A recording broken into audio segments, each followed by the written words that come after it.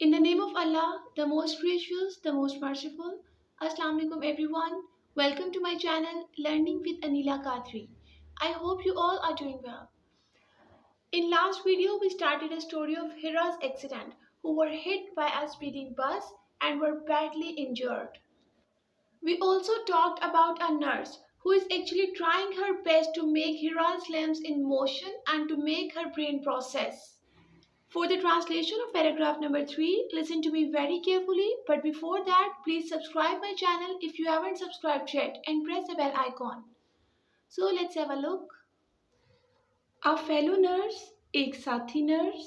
Fellow nurse साथी भी बोल सकते हैं आप, फेलो का वर्ड भी यूज कर सकते हैं, मतलब साथ काम करने वाला. A fellow nurse came near me. एक फेलो नर्स मेरे पास आई and asked और कहा, रहीला what are you doing? रहीला तुम क्या कर रही हो? A fellow nurse came near me and asked, रहीला what are you doing? एक फेलो नर्स मेरे करीब आई और पूछा, रहीला तुम क्या कर रही हो? अच्छा, यहाँ पे आपको नेम बता दिया, नर्स का नेम क्या है? रहीला. ठीक है.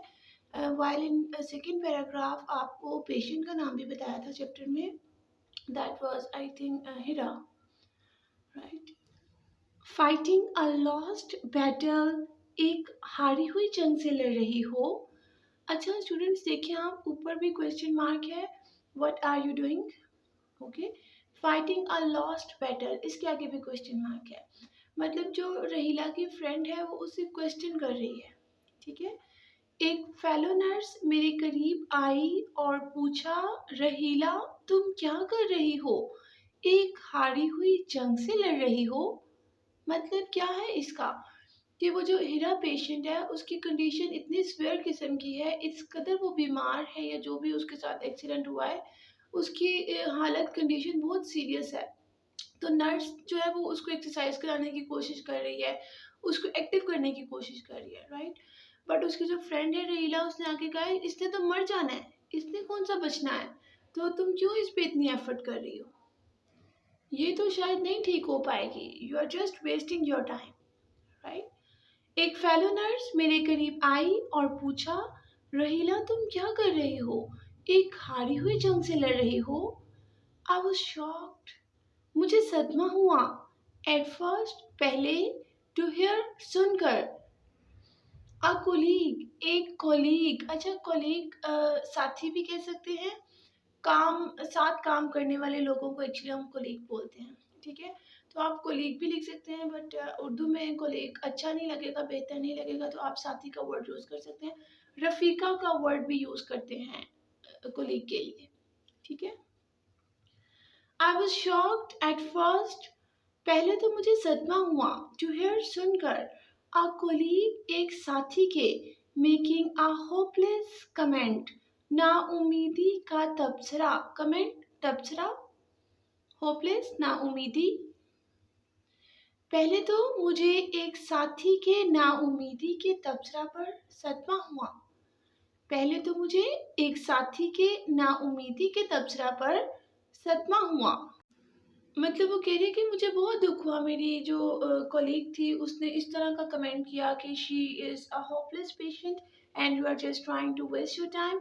तो मुझे I was shocked to hear this कि कोई नर्स किसी के बारे में ऐसा कैसे कह सकती है, although if she is not feeling well या बहुत सीवियर कंडीशन भी है किसी, फिर भी आप किसी के बारे में इस तरह का कमेंट नहीं कर सकते हैं कि आप तो इस पे टाइम वेस्ट कर रहे हैं, इसने तो मर जाना है. आप डायरेक्ट किसी के बारे में ऐसे कैसे कह सकते हैं? ठीक है.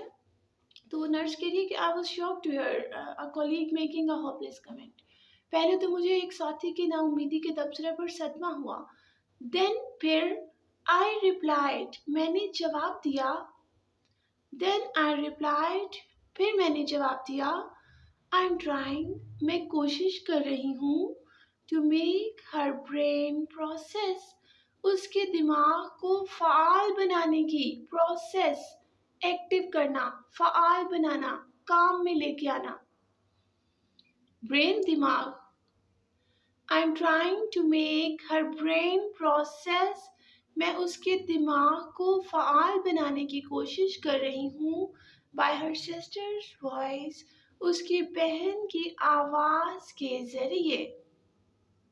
आपको याद है, आपने सेकंड पैराग्राफ में पढ़ा था, उसने कहा कि मैंने उसकी बहन को भी बुलाया कि वो आए और इससे बात करे, ये सोचते हुए कि हो सकता है किसी अजीज और प्यारे की आवाज़ इसके मुर्दा आसाबी अज़ामी जान डाल दे। ये हमने पूरी स्टेटमेंट पढ़ी थी सेकंड पैराग्राफ में, ठीक है। अब वो अपनी दोस्त को बता रही है कि मैं एक्चुअली ये कर रही हूँ, ठीक है। Then I replied, I'm trying to make her brain process by her sister's voice. फिर मैंने जवाब दिया कि मैं इसकी बहन की आवाज़ के ज़रिए इसके दिमाग को फ़ाल बनाने की कोशिश कर रही हूँ। मैं ये चाह रही हूँ कि ये रिस्पॉन्स करे, ये देख रही है, ये सुन रही है, बट ये बात नहीं कर रही।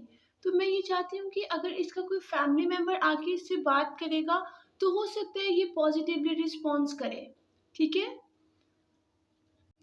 Also I am doing my best, मैं अपनी पूरी कोशिश भी कर रही हूँ टू इंश्योर, यकीनी बनाऊँ दैट कि हर आर्म्स एंड लेग्स, उसके बाजू और टांगे गेट प्रॉपर एक्सरसाइज, मुनासिब वर्जिश करें।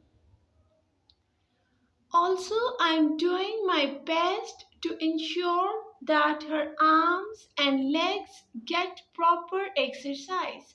मैं इस बात को यकीनी बनाने की पूरी कोशिश भी कर रही हूँ कि उसके बाजू और टांगों की मुनासिब वर्जिश हो। दोनों तरह से आप ट्रांसलेट कर सकते हैं कि उसके बाजू टांगे मुनासिब वर्जिश करें, but more accurate will be कि आप यूँ कहें उसके बाजू और टांगों की मुनासिब वर्जिश हो। दिस माइट हेल्प हर, ये उसकी मदद कर सकता है। Walk like a normal person, एक आम आदमी की तरह चलने में। This might help her walk like a normal person, ये एक आम आदमी की तरह चलने में उसकी मदद कर सकता है। ये एक आम आदमी की तरह चलने में उसकी मदद कर सकता है। ओके स्टूडेंट्स, हमने ये हाफ पैराग्राफ पढ़ा। अब तक जो है पेशेंट के पास इस टाइम पे कौन कौन है। नंबर 1 पेशेंट है खुद हिरा, राइट। नंबर 2 नर्स है रहीला। नंबर 3 उसकी फ्रेंड है जो उसको डिसअपॉइंट कर रही है। नंबर 4 हिरा की सिस्टर है, राइट। ये 4 लोग हैं इस टाइम पेशेंट के पास, मतलब बेड के पास। पेशेंट खुद भी है और उसके अलावा 3 लोग और हैं, ठीक है। उसके बाद क्या हुआ, मीनवाइल उसी इसना में, उसी दुरानिये में, आ सीनियर डॉक्टर, एक सीनियर डॉक्टर ऑन ड्यूटी, जो ड्यूटी पर था, वॉक्ड इन, अंदर आया। वॉक्ड इन, अंदर आया। Meanwhile a senior doctor on duty walked in, उसी दौरानिये में एक सीनियर डॉक्टर जो ड्यूटी पर था अंदर आया, right. He gave me an ironic smile, वो मुझ पर तंजन मुस्कुराया। Ironic smile, तंजन मुस्कुराना। He gave me an ironic smile, वो मुझ पर तंजन मुस्कुराया। And said, और कहा, वो मुझ पर अच्छा, ironic smile का तंजन मुस्कुराने का मतलब ये है, लाइक देखिए, एक तो स्माइल अच्छे वाली होती है जो हम किसी को देख के करते हैं, राइट। बट यहाँ पे स्माइल के साथ वर्ड यूज़ किया गया है इरोनिक, मतलब किसी को किसी का मजाक उड़ाते हुए जब हम लोग स्माइल करते हैं, राइट। किसी को तंज करते हुए हम कह सकते हैं। He gave me an ironic smile and said, वो मुझ पर तंजन मुस्कुराया और कहा, if you spend, अगर तुम गुजार दोगी, most of your duty hours, अपनी ड्यूटी के ज़्यादातर घंटे, on one patient, एक मरीज़ा पर। If you spend most of your duty hours on one patient, अगर तुम अपनी ड्यूटी के ज़्यादातर घंटे एक मरीज़ा पर गुजार दोगी, we will have to recruit, हमें भर्ती करना पड़ेगा। Recruitment is actually a process of hiring someone on job, right? Recruit का मतलब क्या है? भर्ती करना, मुलाजमत पर रखना। We will have to recruit, हमें भर्ती करना पड़ेगा more nurses, ज़्यादा नर्सों को, to attend other patients, दूसरे मरीजों की देखभाल के लिए। If you spend most of your duty hours on one patient, we will have to recruit more nurses to attend the other patients. अगर तुम अपनी ड्यूटी के ज़्यादातर घंटे एक ही मरीज पर गुजार दोगी तो हमें दूसरे मरीजों की देखभाल के लिए ज़्यादा नर्सों को भर्ती करना पड़ेगा।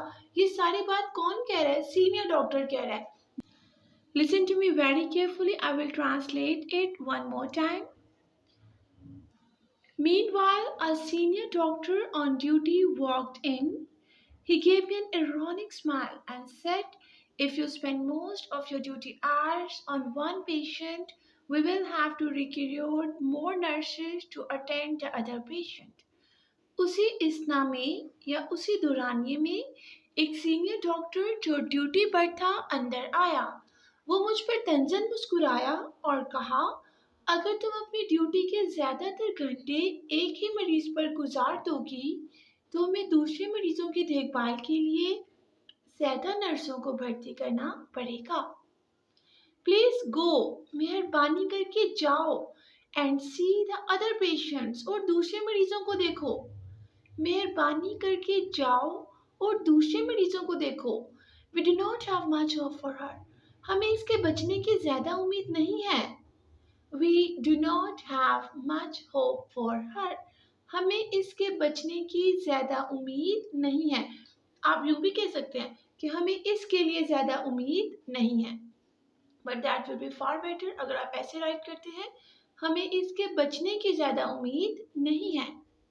आई डोंट थिंक, मेरा नहीं ख्याल, दैट कि she can ever walk again, वो कभी भी दोबारा चल सकेगी। I don't think that she can ever walk again. मेरा नहीं ख्याल वो दोबारा कभी चल सकेगी। ये सारी बात कौन कह रहा है? Senior doctor. आपने देखा पैराग्राफ के स्टार्टिंग में नर्स की जो फेलो नर्स है उसने डिसअपॉइंट किया कुछ यूं कह के कि you are just wasting your time, this and that, right. और अब सीनियर डॉक्टर आके भी उसको डिसअपॉइंट कर रहा है, बल्कि उसको डांट रहा है कि आप एक ही पेशेंट के इर्द गिर्द घूम रही हैं सुबह से, दूसरे पेशेंट्स का ख्याल कौन रखेगा। वो इस कदर डिसअपॉइंटमेंट शो कर रहा है, डायरेक्ट ये बात कह रहा है कि I don't think she can ever walk again, मेरा नहीं ख्याल ये दोबारा कभी चल सकेगी। तो आप इस पे जो एक्सरसाइज कर रही हैं और ये सब जो भी हो रहा है, this is just wastage of time. So students, this is all about paragraph number 3. In coming paragraphs, we will definitely come to know either Hira will walk again or she will die or what will happen. So for the translation of next paragraphs of same chapter, be with me in my next video and do not forget to subscribe my channel Learning with Anila Kadri and press the bell icon. Thank you.